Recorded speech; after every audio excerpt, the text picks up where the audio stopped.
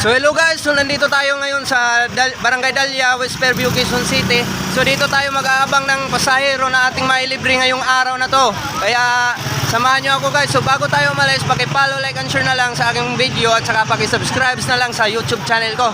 So ano pa ang inaantay nyo? Tara na!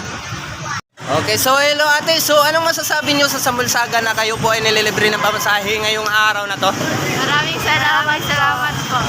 So wala kayong babatiin ate? Wala naman po. Anong pangalan? Ikaw, anong pangalan mo ate? Kit-Kit. Eunice po. Eunice at Eunice, di ba?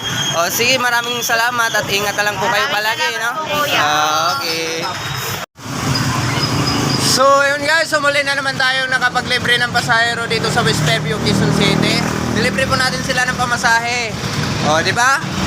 Kasi masarap tumulong sa ating kapwa. Masarap mag-imbak ng kayamanan sa langit. Kasi mag-imbak tayo ng kayamanan sa lupa. Kaya tumulong na kayo guys sa ating kapwa.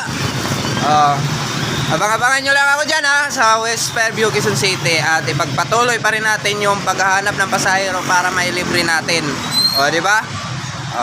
Hanggang dito na lang yung video ko. So, maraming salamat sa inyong lahat.